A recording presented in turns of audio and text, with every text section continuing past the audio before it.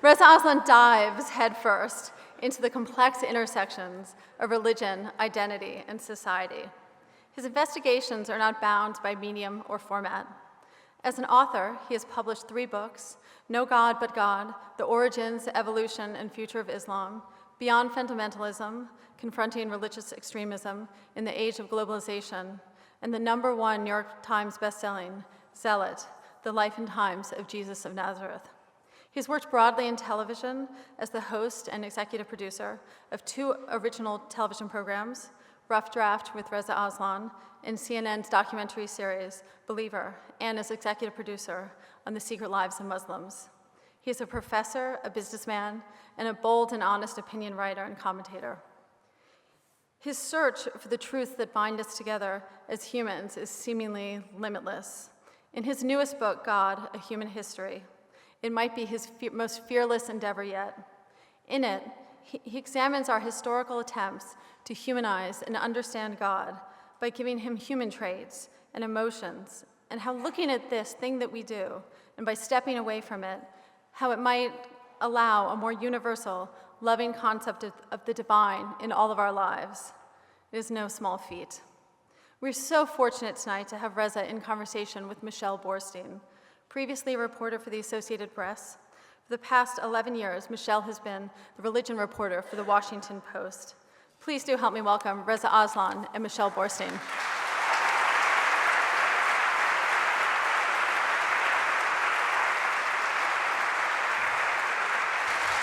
Thank you.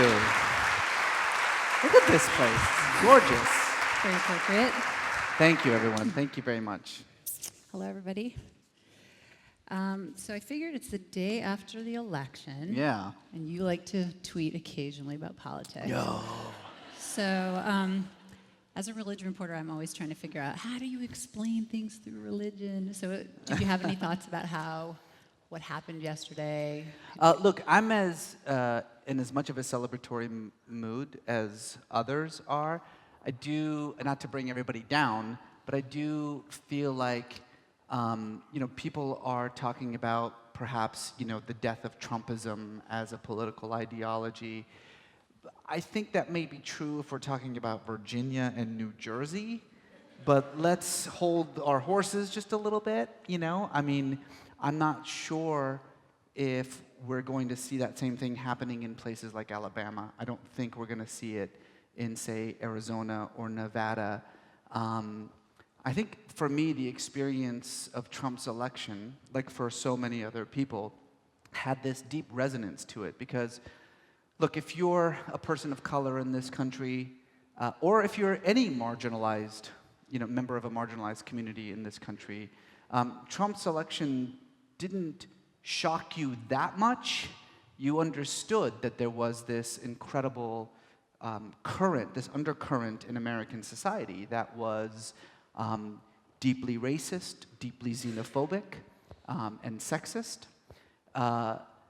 And so I sort of understood that it was going to be a close election and that kind of rhetoric was going to work with a large swath of the American public.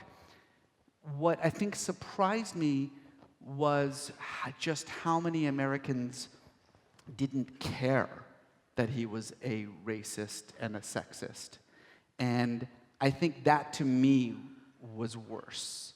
And so I feel like, yes, it's good news what happened. It's good news, this sort of very clear repudiation of the politics of hate and division that we saw in New Jersey and in Virginia. But I think we're some ways away from being able to say that we've moved past that.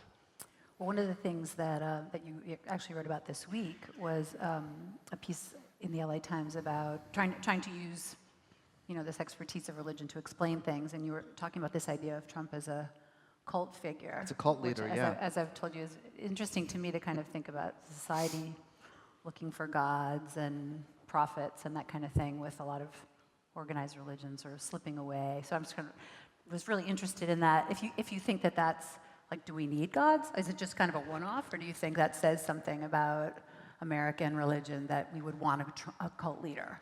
I think it most definitely says something about American religion. My whole thing is, look, I, like so many other people, are trying to figure out what in the world is happening to white evangelicals in this country, because it is baffling to me. For those of you who may be unfamiliar with what I mean, so 81% of white evangelicals voted for Donald Trump. That's a record. That's more white evangelicals than voted for George W. Bush, who was a white evangelical. And I think for a lot of people, they're trying to figure out what's going on. And actually, what's even more remarkable to me is, to this day, as Trump's approval ratings, are in the toilet, he has the lowest approval ratings of any president in modern history. His approval rating among white evangelicals has barely budged. 3/4 of white evangelicals continue to strongly approve of Trump. And even more disturbing, among that 3/4, the more often you go to church, the higher your approval of Trump is.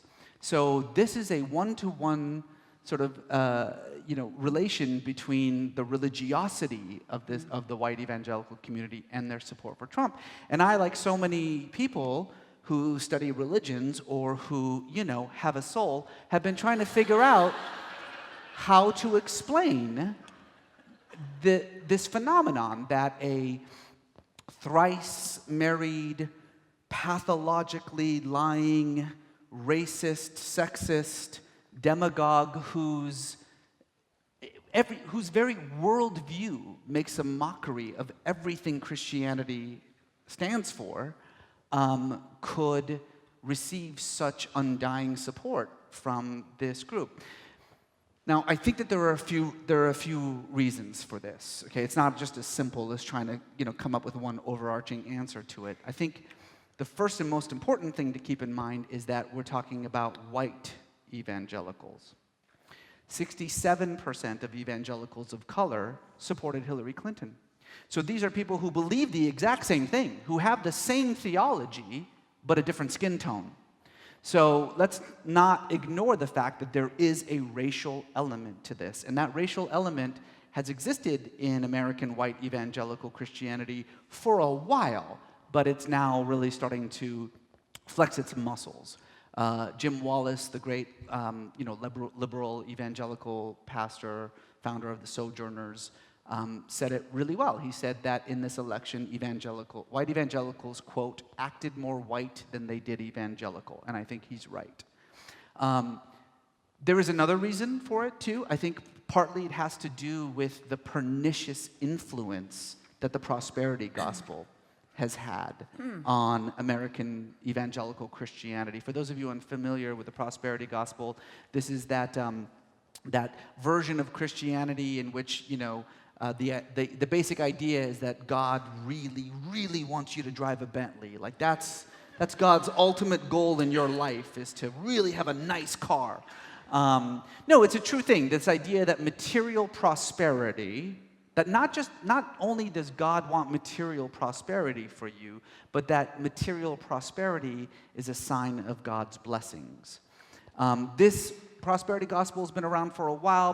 These charlatans like Joel Osteen and T.D. Jakes have been preaching this nonsense for a very, very long time. It's just that now we're starting to understand the effect that it has had. Because for a large swath of white evangelicals, simply the fact that Trump was rich was enough, that was a sign of his blessings. And so what it did is that it freed Trump from having to do what every other Republican nominee for president has had to do, which was to actually prove his spiritual bona fides, right? Trump didn't have to. He didn't have to name a single verse in the Bible, because he can't. He didn't have to, right? Remember, it was like, what's your favorite verse? He's like, I like all of them. They're all great, equally. Why should I choose? He didn't have to. He didn't have to prove it, because he was rich, and that was enough. And then I also think, just to add one more layer of complexity to this, I warned you that You did say that. I did say I'm long-winded. I did say that before. Yeah. To add one layer of complexity to this, Trump also did something that as far as I know, I've never seen any nominee, certainly no Republican nominee for president do, and that is that he quite explicitly promised white evangelicals secular power in exchange for their support. Now, look, all Republican nominees, have tried very hard to take on the pet projects of white evangelicals, but usually what they mean is that your values are my values, and I will promote your values. Nobody believed that, evangelical values were Trump. Not even the evangelicals believed that. But what Trump did very clearly was, as he said to a gathering of evangelical leaders before the election, that he's going to, quote, give you your power back. And what we've seen so far in this, first, 8-9 months, is it months or years? It's hard to... It's been decades? year. Like 80 years or so of his presidency? What we've seen is it's not like he is trying to, make abortion illegal, or, he's trying to reverse same-sex marriage laws or any of those things, right? What is the pet cause? It's the Johnson Amendment. That's what he's going after. For those of you unfamiliar, the Johnson Amendment is that thing that says that a pastor, a preacher, can't preach political support for a candidate from the pulpit. That there has to be not just. It's actually for all nonprofits, but they always focus on right, exactly. It's a Tax-exempt 501c3 tax issue, which makes sense. Right. Not only because, of course, the pulpit has an enormous amount of influence over its congregation, but also because it avoids the possibility that money can be funneled from outside sources, tax-free, into a church, and then funneled right into a campaign. It's a logical thing. And by the way, it's something that no one has ever been arguing about how, we really got to get rid of the Johnson Amendment. Like, that's the thing, It is amazing except for some people who think except for white evangelical leaders, and that's his pet cause now. So I think all of that has to do with it. But I have to go back to this just one very important statistic that the folks at PRRI put out a little while ago. Yes, and this is what the statistic is. So in the span of 2 election cycles, and you can, have your own guess about what I mean by 2 election cycles.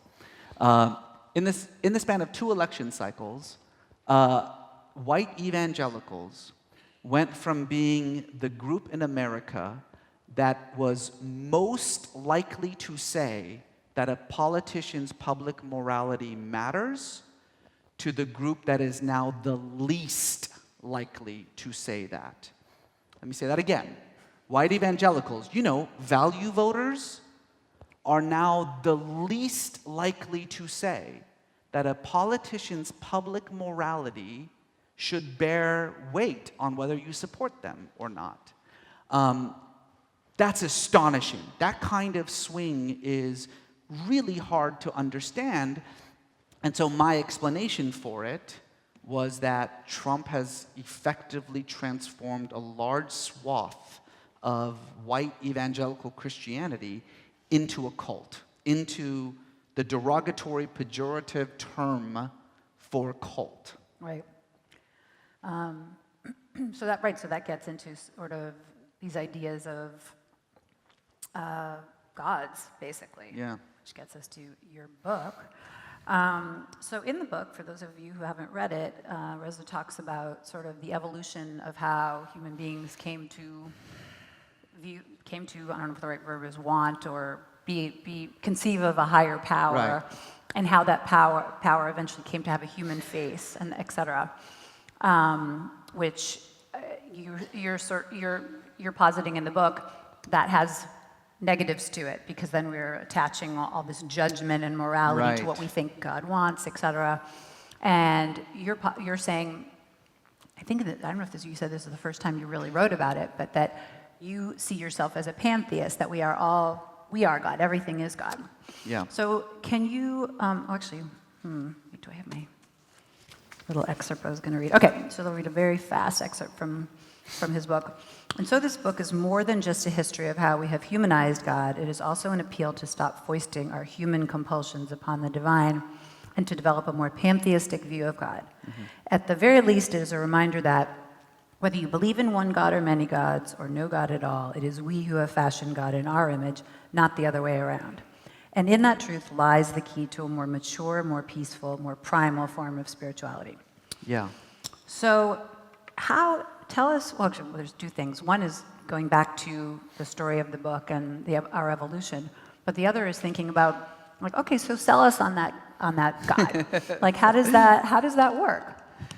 Well, so there's an enormous amount of cognitive and psychological evidence for the fact that the vast majority of us, when we think about God, and by the way, it's irrelevant whether you believe in God or not. You could be an atheist, and this is still true. That when you think about God, when you conceive of God, what you are actually conceiving is a divine version of yourself. You are essentially projecting your own traits, your own personality, your own likes and dislikes, your bigotries, your biases, your virtues, your vices, your strengths, your weaknesses, and you are essentially foisting all of those things on your conception of the divine so that you end up making God in your own image. I think most people sort of would say, yeah, that sounds right. I think people do that. What I find fascinating is why we do it. We actually have no choice in the matter. It actually goes to the very process through which the concept of God arose in human evolution.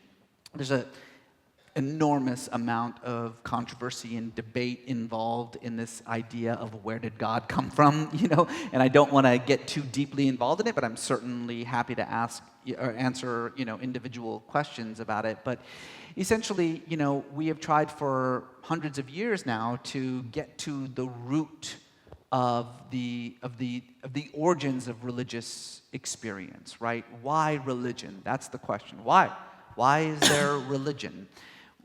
What is universally recognized is that the concept of spiritual experience, right, the religious impulse, however you want to put it, that's universal, that it exists in all cultures and throughout all of time, that we can really go back even beyond our own existence as a species. Right now, there's a lot of conversations before about, well, maybe it's only Homo sapiens who have this religious impulse, but now we have ample material evidence for the existence of something that can be termed as religiosity in Neanderthals, and we even have now material evidence to say that it might even exist in Homo erectus.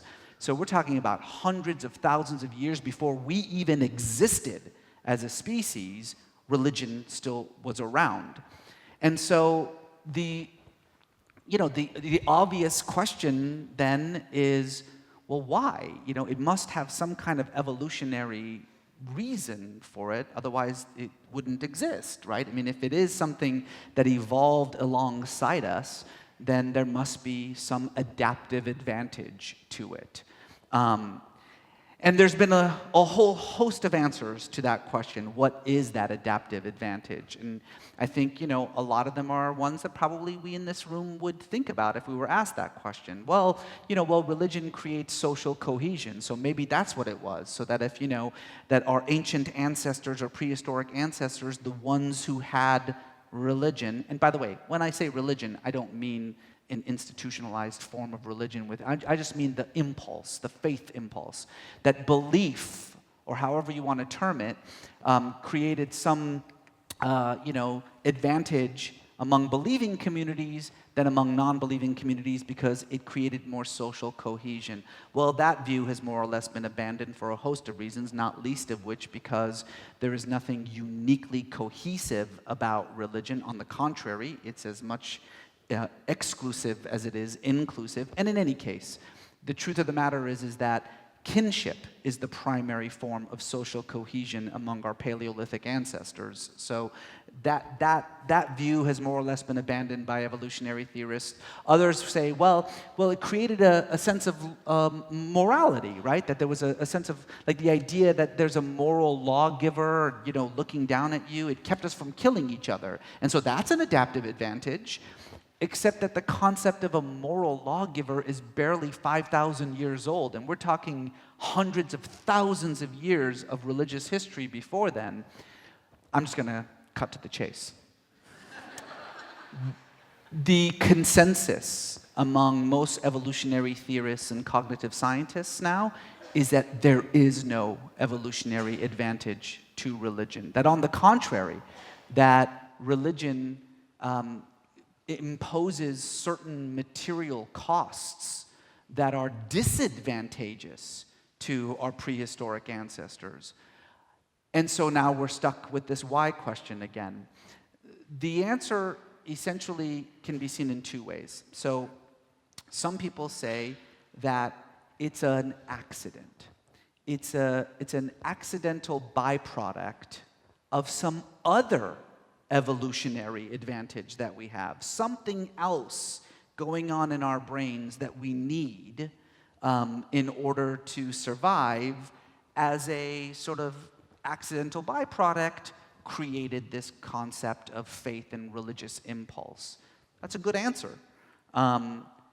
It's as good of an answer as we're just made that way. We're supposed to be that way. That there is something, there is a purpose and a design to the fact that whether we like it or not, we are evolutionarily propelled towards this religious impulse. Either way, I think the headline here, the takeaway of this, is that we are no longer looking out there for an explanation of why religion exists, and now we are looking in here for that explanation. And when you start here, regardless of whether you're a believer or not, regardless of whether you think it's an accident or on purpose or not, it changes the way that you think about how God was conceived. Because what happens is that we, in our impression of the divine, however the divine is understood, have no choice but to actually project ourselves upon it. It's how we understand the world around us. We use ourselves as the lens to understand, our place in creation. So of course we use ourselves as a lens to understand the divine, however we define the divine. And that is why throughout human history, and certainly today in almost every major religion in the world, the humanization of God is sort of embedded in the way that we think about God. And, as I think you said in your question, often with really tragic consequences. I mean, if you're saying that that we didn't originally do that. That they in his book he cites stories and right. shows images, these 10,000s of years old drawings on caves of human animal deities, etc. That we got to this point. That right? we got to this point. So in yeah. the beginning, the idea was just that there was something bigger than them, or what was God? Yeah. And where is that? What happens is that it's a gradual process. It's sort of like an ever-evolving movement towards greater and greater humanization of the divine. And certainly that process accelerates when we invent writing. And monotheism, is that also a big part of it, or no? Monotheism comes way later. That's Right, the fascinating thing about this. Is so writing essentially can be traced to about 3000 BC, around there. That's when the first examples of Sumerian cuneiform, the first written language, appears. And what's fascinating is that once people start writing about God, what that does is that it forces you to start actualizing this unconscious impulse.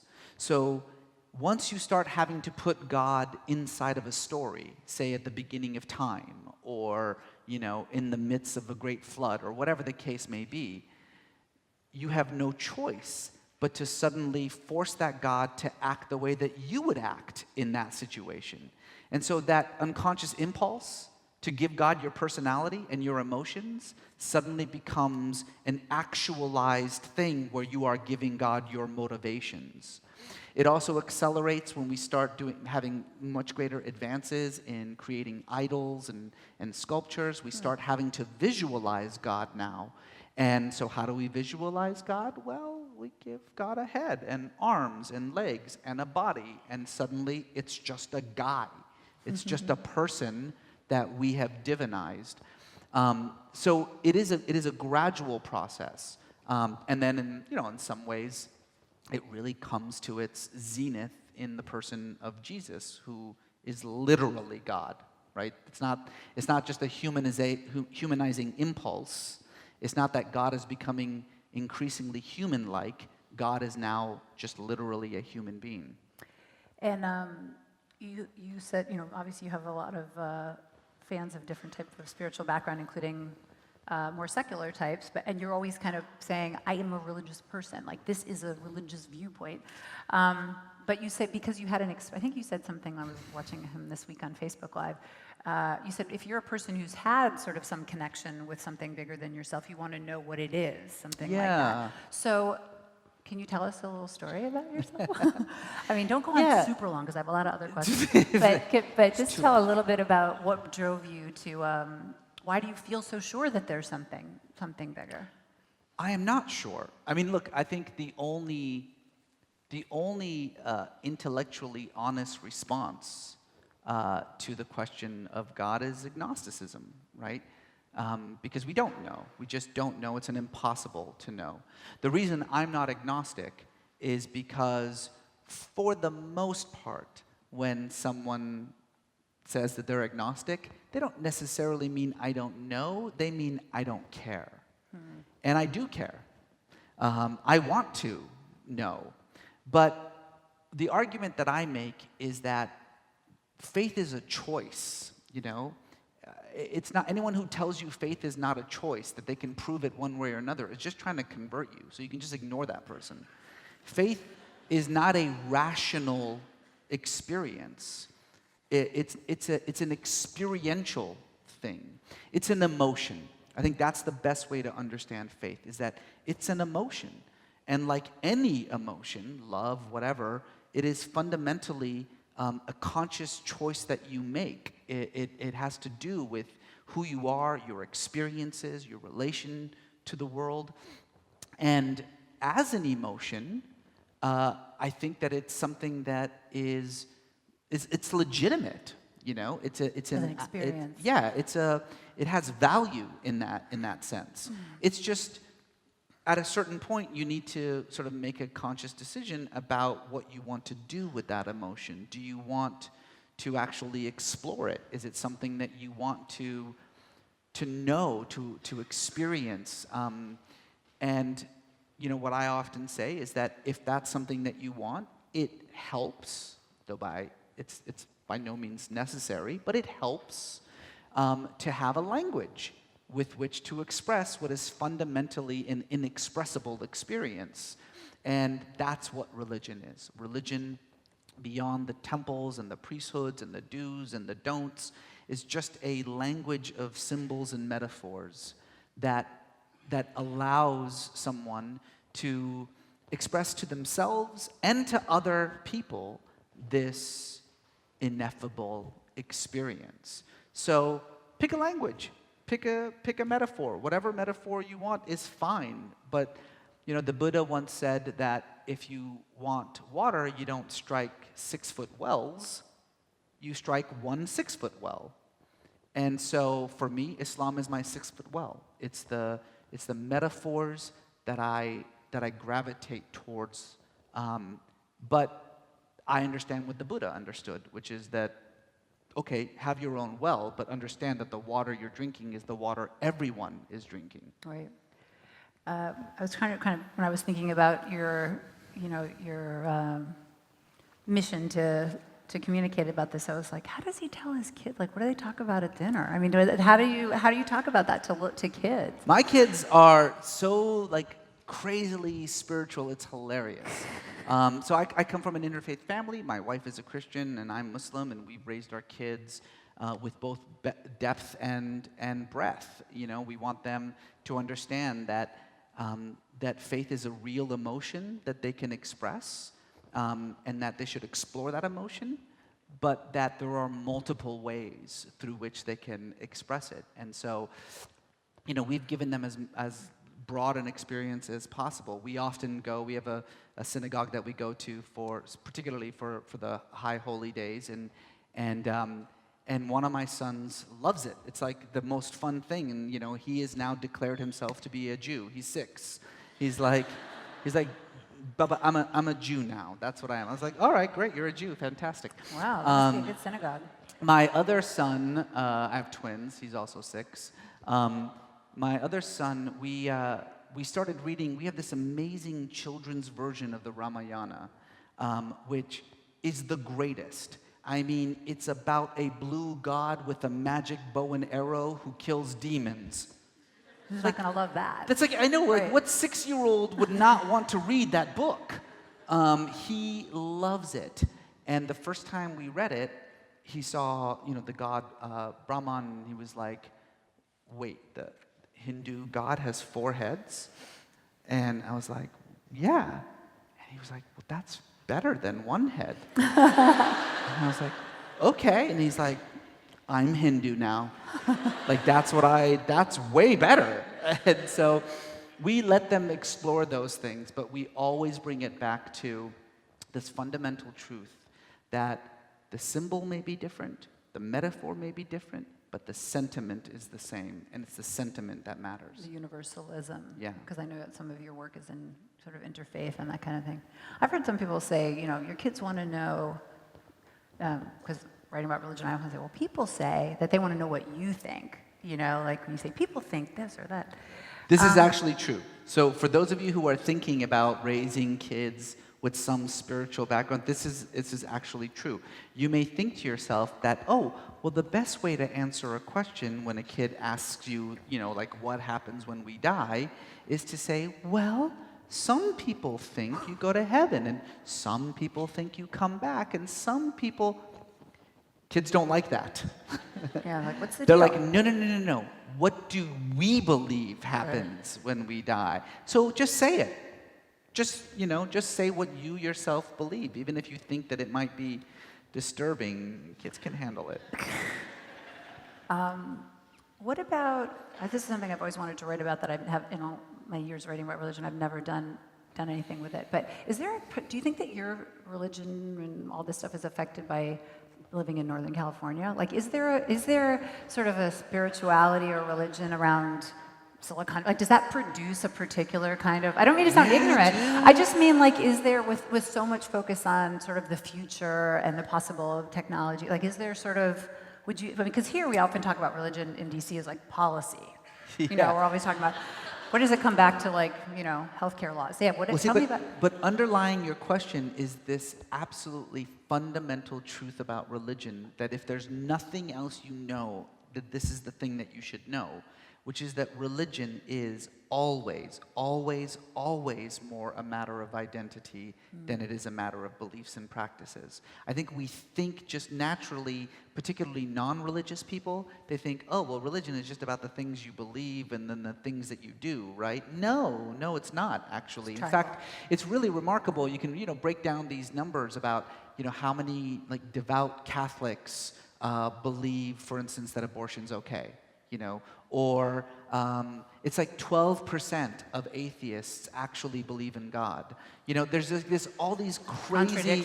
People don't ascribe to doctrine. They just don't. When you say, I am a Jew, I am a Christian, I am a Muslim, you are making an identity statement, not so much a belief statement. The way that I always prove this fact, by the way, is that according to the Pew Forum on Religion in Public Life, we are 72% Christian in America. 72%. 7 out of 10. 7 out of 10. Really? 7 out of 10 of us go to church on a regular basis. 7 out of 10 of us, read the Bible. 7 out of 10 of us could tell you anything about Jesus except that he was born in a manger and died on a cross. Of course not. The majority of that 71, 72% who says, I'm a Christian, who ticks the box, I'm a Christian, is making an identity statement. They're talking about sort of who they are, how they see themselves in the world. Oftentimes, it has as much to do with their nationality. When they say, I'm a Christian, what they kind of mean is, I'm American, And I think that if you understand religion as first and foremost a matter of identity, all of this stuff that you're talking about makes sense.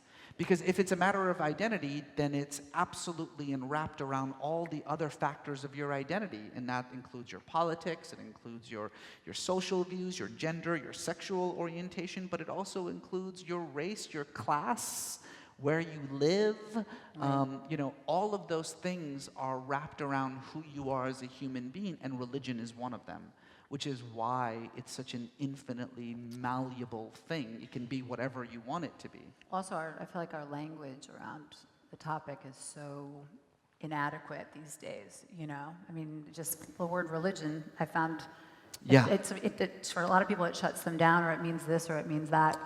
But anyway, but speaking about this sort of complicated American religious scene, I think it's so interesting that you are this religious celeb, because how weird is that?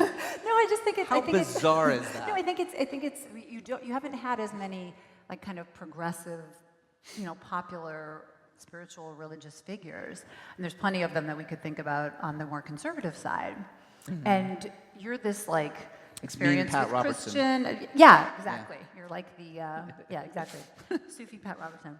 But I mean, that I think, what does it say that you're actually the person that has given voice to something when you're this Twitter Trump crazy, try out different things, that would be a progressive, popular figure for spirituality. I think it's pretty interesting.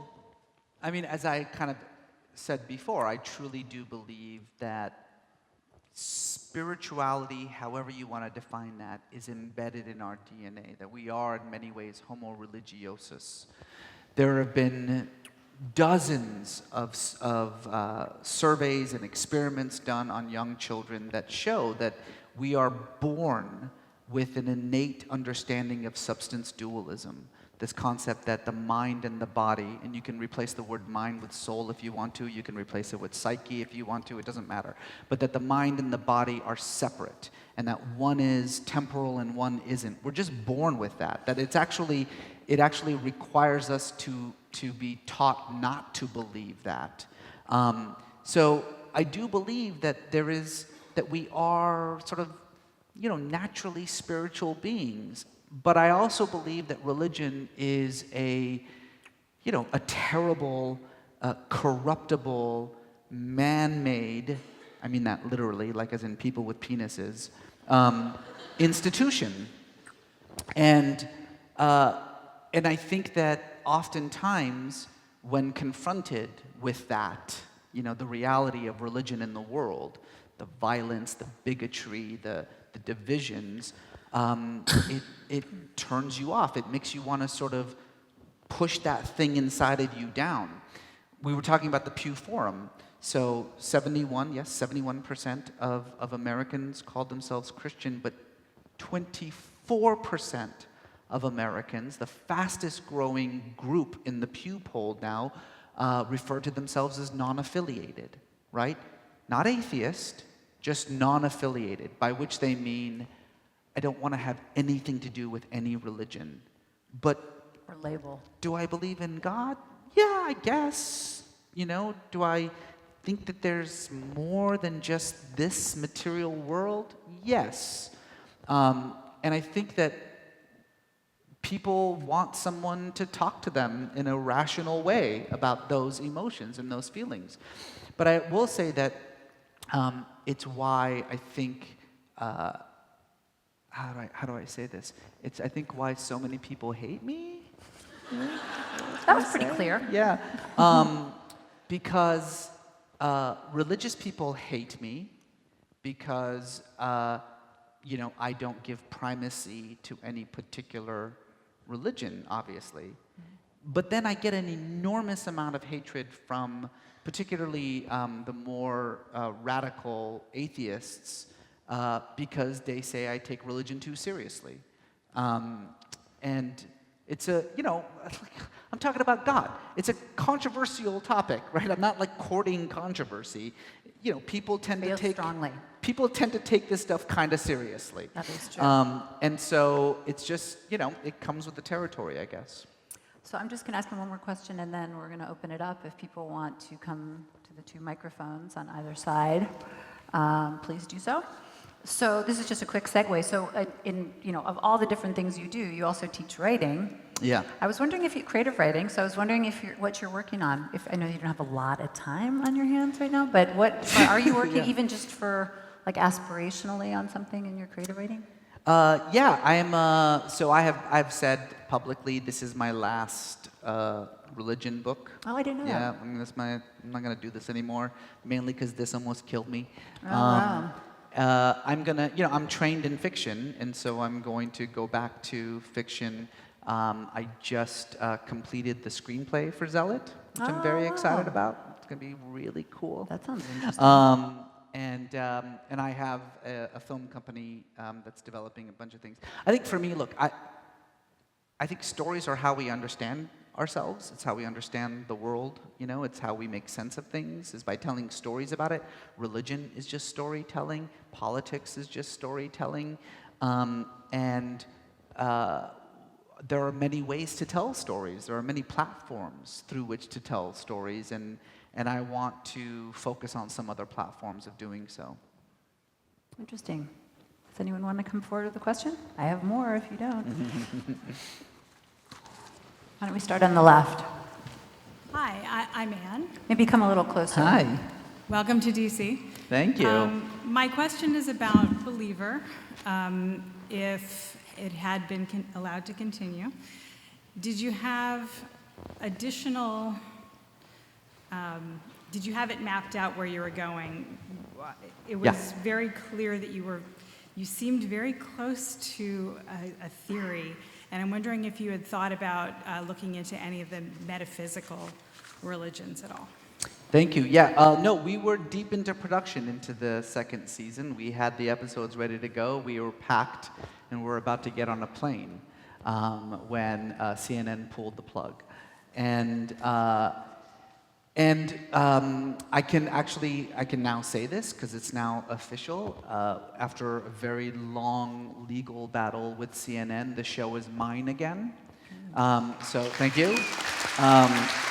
So the first step is to release the 6 episodes that they've essentially imprisoned, so that people can watch them. They did very well when they were first on, but people want to see reruns, and they kind of embargoed it as punishment for my tweet. About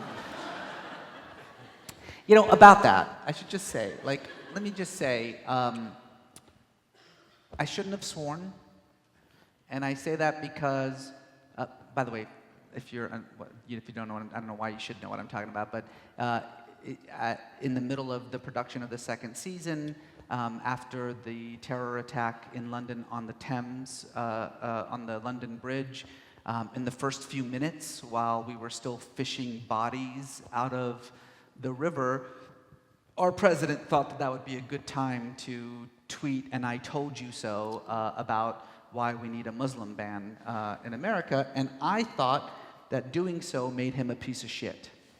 And so that's what I said.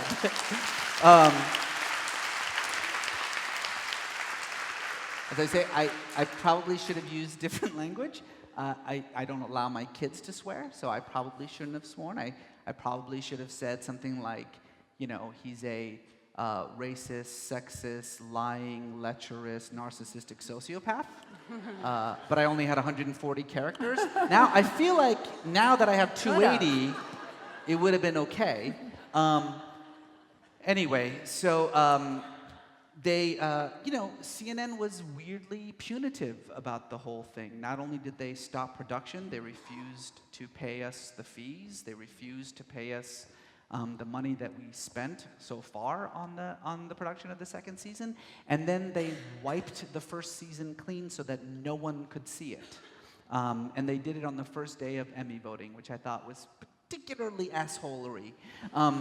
But it's now mine again, so we're going to release it so people can watch it. And then we're in the process of developing a version of it that's a little bit more expansive. That's not just about religious beliefs, but all kinds of different beliefs. So that's what we're doing moving forward. Thank you very much.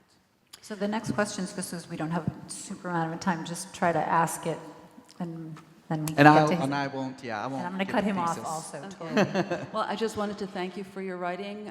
I'm half Muslim, half Jewish, and people ask me, well, are you 50%? And I just don't even go there. But what I really wanted to ask you is, when you think about God, do you think it might be because of the relationships that we have with our mother, for example, that we seek a relationship with something else?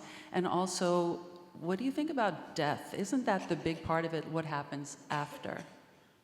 To the first question, yes, absolutely. We do, this was the whole Freudian explanation for religion, right? Is that we create a dominant father figure or a mother figure.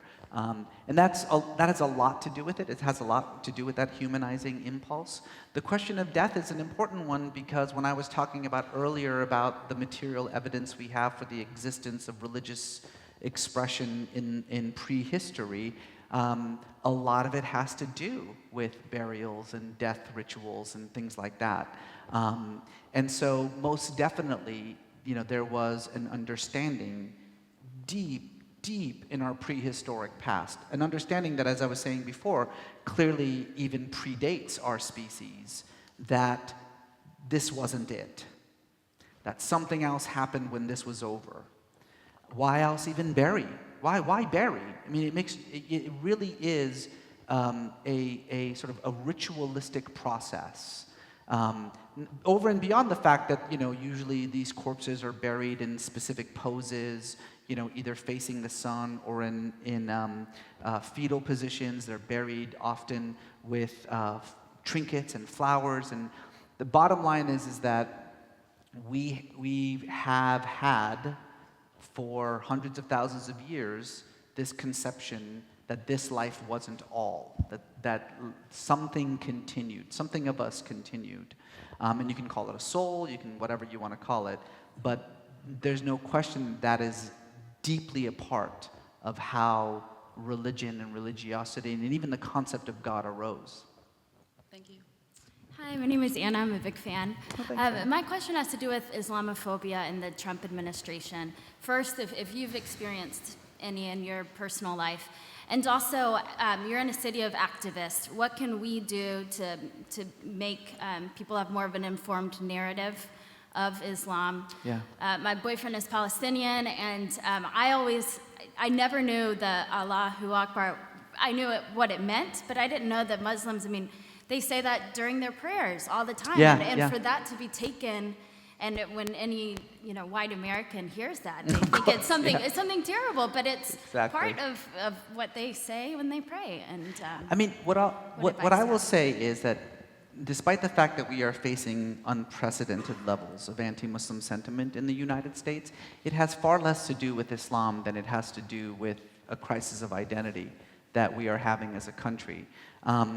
What I find, and this is I'm a naturalized citizen, and so I became a citizen when I was 23. So I was really conscious about everything that was happening, the promises that I was making, the promises that were being made to me, this contract that we were all kind of engaging in and what it all meant.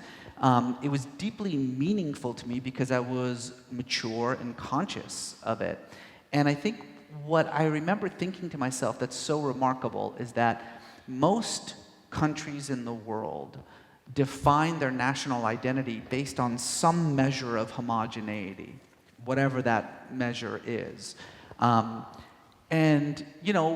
are among a handful of nations who have never really done that, who can't do that. A country of immigrants can't really define national identity based on any kind of homogenous thing. And so what we rely on instead is, as you hear all the time, adherence to certain ideas, adherence to certain values. Here are these values, you accept them, and you're as American as George Washington.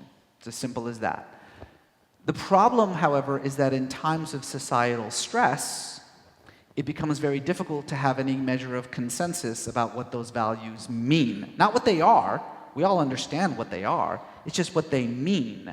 I'll give you an example. So what the Trump administration says over and over and over again is that Islam is not really a religion. See, Islam is a political ideology masking itself as a religion. And what they mean by that is, well, then, therefore, Muslims don't really get First Amendment religious rights. See, because it's not really a religion. So it's not like we say, oh no, forget about the freedom of religion. We just say, well, yeah, but it means something different in this case.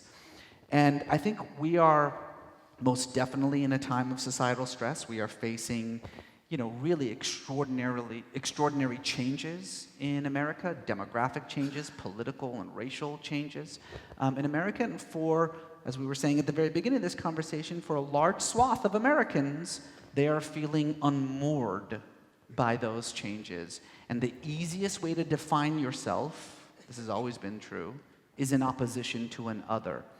This country, we have always had an other. We have always used, particularly in times of stress, we have always had an other that we define ourselves against. It's just that the new other right now is Islam and Muslims. For most people, what Islam means, what Islam represents, is just not American. That's what it means. And so you define yourself in those terms. So it's less about learning more about Islam. I'm not saying you shouldn't learn more about Islam. You should probably learn more about Islam. But I'm just saying that it's not about gaining knowledge. It's not about information accumulation, okay? Sometimes when I speak to intelligent, liberal groups and we talk about bigotry, we always have, people always think, well, yeah, but I mean, it's just about ignorance, right? You're a bigot because you're ignorant. No, actually, there's very well-informed bigots in the world. It's not. Bigotry is not the result of ignorance. Bigotry is the result of fear. And fear, as any parent will tell you, is impervious to data. No amount of information dissipates fear. What dissipates fear is relationships. It's understanding.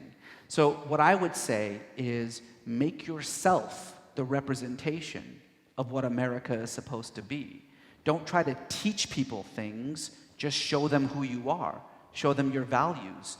Put that into the world. Get to know people. Make yourself known and understood.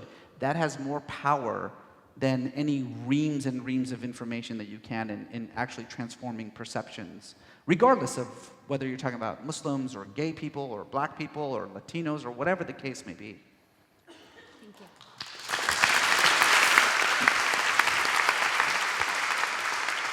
Hi, Reza. My name is Robert. I very much enjoyed your book, especially the notes, actually. Oh, thanks. I always love it when someone says that. Yeah. Your book is the first I've read that takes the evidence we have of sort of Paleolithic people and before, the burials, etc., and links the animist beliefs with what later might be called pantheist beliefs. How did you come to that connection? First of all, it's not like I created that idea. It's a very old notion. I mean, it's more or less, the consensus among scholars of religion is that animism is the term to best describe prehistoric religiosity.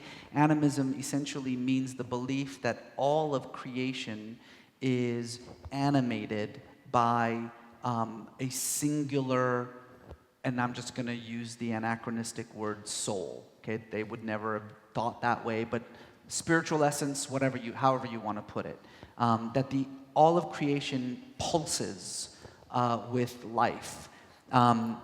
And why do we know that this was sort of the earliest form of religiosity? Well, it's complex, but it has to do with what we know of the material evidence. This includes certainly, the spectacular cave paintings that we've uncovered across Europe and Asia, though they exist as far afield as Australia and Indonesia. There's even some in North America, though they're obviously much, much newer. And trying to understand what exactly was taking place in these subterranean sanctuaries, some of which date back 45,000 years ago. We also try to figure that out by these burial practices that they used and the way that the very obvious evidence of ritual behavior. But all of this leads us, as well as the anthropological and cognitive work, to believe that this was sort of the earliest form of spirituality.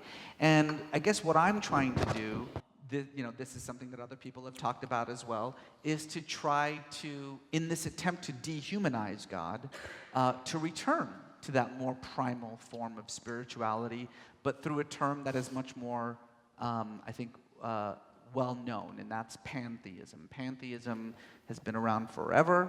It exists in almost every religious tradition. Pantheism essentially means God is all is God. A pantheist refuses to acknowledge a distinction between creator and creation, that the creator is the creation. It's a theology that I think is one that could really lead to not just a more, a deeper, more meaningful spiritual life, but I think can also have the ability to really cut through a lot of these conflicts of dogma that have embroiled religions in this, centuries-long fight about whose God is right. It's hard to say whose God is right when we're all God. Thank you. Hi. Well, first of all, I'd like to thank you for helping me sort of frame my own framework for faith when I was a young adult, so thank you for that. But also, since you are such a fierce voice for logic on Twitter, social media, I was hoping that you would give us some ideas on how we ourselves can approach hostile discourse, whether it be religious or political. So, in our social circles, we're not always connected to everyone online. We're mostly dealing with family members, friends of friends who see what we post, and how do we deal with hostile discourse? Okay, I can do this in 2 easy to remember rules, okay? Rule number 1, first decide whether it's worth it, right? I think this idea that, we hear all the time, well, you should reach across the aisle. Yes, I'm happy to reach across the aisle as long as we both understand the rules of the game. And the rules of the game is that all human beings are worthy of dignity. If you are in a situation where, you are talking to somebody who is simply devaluing you as a human being, fuck that person, okay? There's no, what are you trying to do? Just, if you're not willing to play by the rules of the game, don't waste your breath. Most people are willing to play by the rules of the game. And so what I always say is, play on their field. I think the most successful way to actually debate someone and to try to actually change their perception is to recognize that they define terms differently than you do. Their point of view is different. You may feel like what you are actually arguing is facts or figures, but what you're actually arguing is perspectives. And so unless you can take their perspective as your own, unless you can play, as I say, on their field, you're never going to reach them. When I have conversations with very religiously devout people, I join them, right? I accept their religious devotion, and then I argue from their own perspective. When I have conversations with incredibly patriotic people, I accept that patriotism, and I argue, from their perspective of patriotism or hyper-nationalism.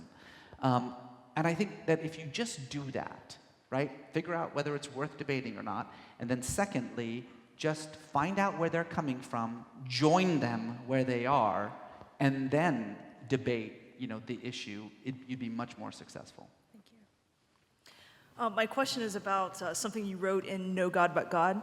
A lot of people think that the Middle East is not a suitable place for democracy. And you brought up this idea that I thought was really interesting, that, through our lens, we see everything as an American-style democracy or not a democracy at all. Right.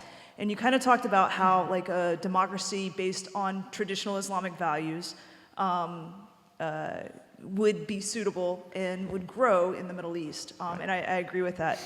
I guess the question is now, given the history of the United States and the international community supporting non-democracies in the Middle East, is there a way from a foreign policy perspective or any perspective that the United States and other countries could support like a legitimate push for an Islamic-style democracy that would be suitable for the Middle East? Thank you. That's a very good question. Yeah, so this was part of a larger conversation about whether secularism is a requirement for democracy. My argument is, no, of course not. I mean, look around you. We are not a secular country. We're a secularizing country, by which I mean we do not implant political authority in the hands of religious figures. But of course, we not only allow for religion in the political realm, we encourage it, okay? We give it tax breaks so it does so. The difference between a secularizing country like ours and a secular country like, say, Egypt, is one in which religion doesn't have a role in the political marketplace, right? We in this country can have someone run for president and say, when I become president, I will replace the Constitution with the Bible, which is what Mike Huckabee said when he was running for president. If a member of the Muslim Brotherhood running for parliament in Egypt stood up and said, when I join the parliament, I will replace the Constitution with the Quran, he would never be heard from again. He would just disappear. That's a secular country, as opposed to a secularizing country.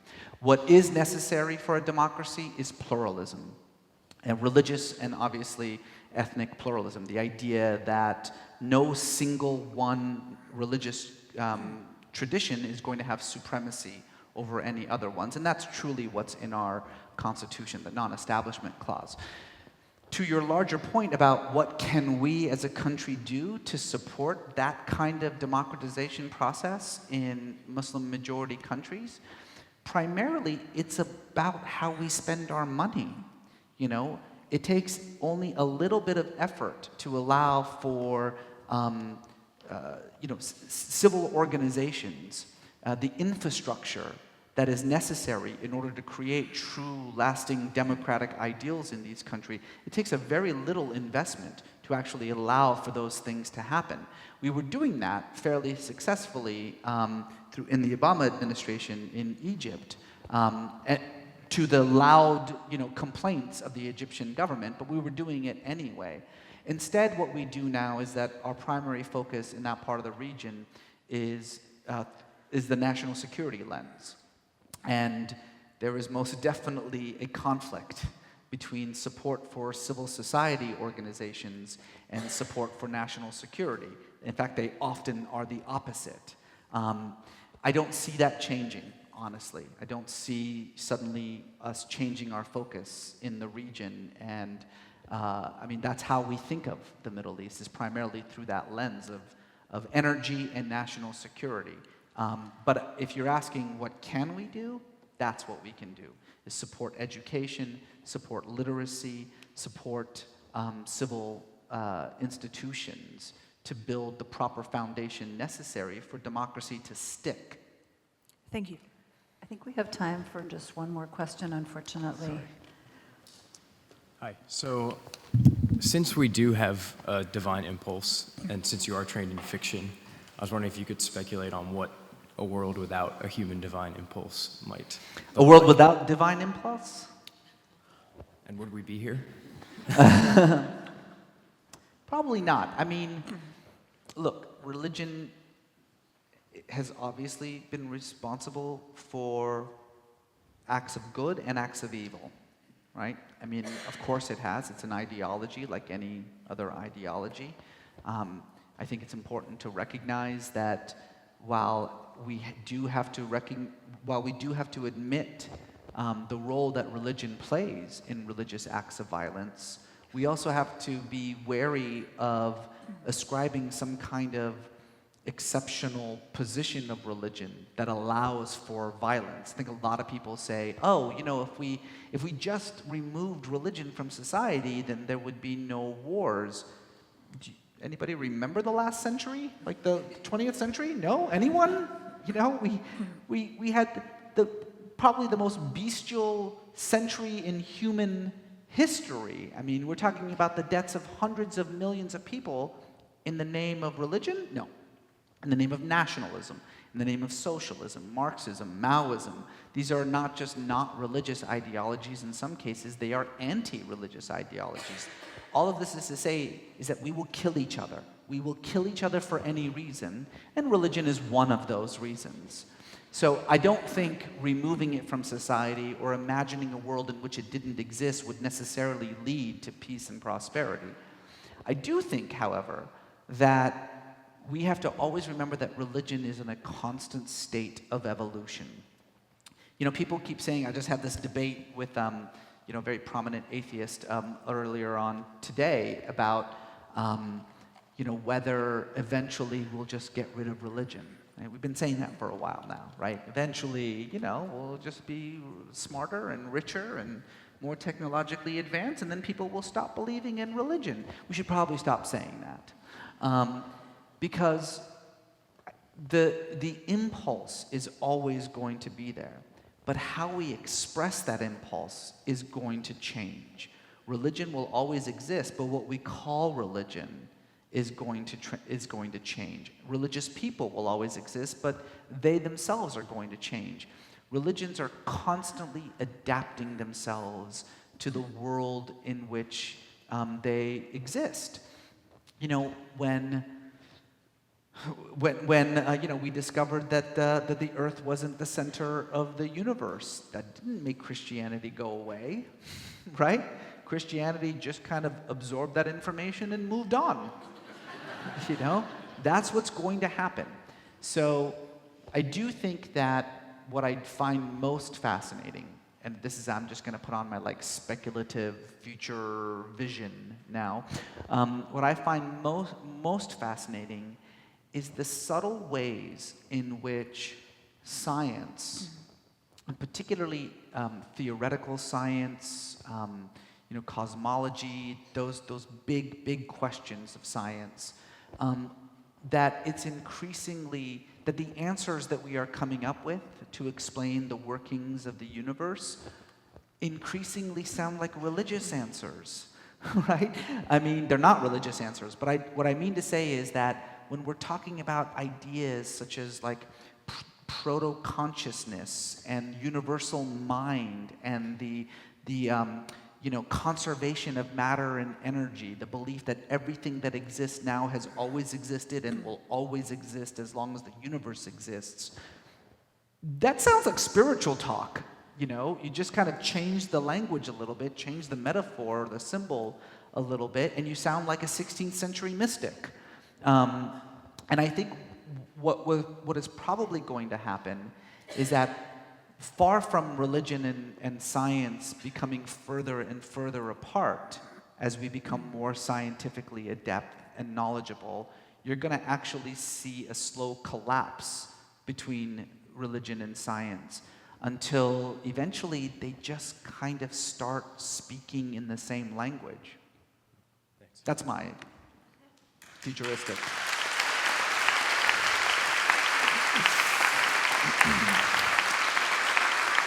Well, I so appreciate as somebody who writes about religion, just the conversations that you've opened up, because in the past year, people have talked so much about saying, what's going on in our country? And it just opened up a lot of conversations, like things we don't understand. And I feel like this is definitely in that realm. Thank you, Michelle. Thank you for being with us. Thank you. Thank you very much. Thank you. Thanks, everyone. Thank you.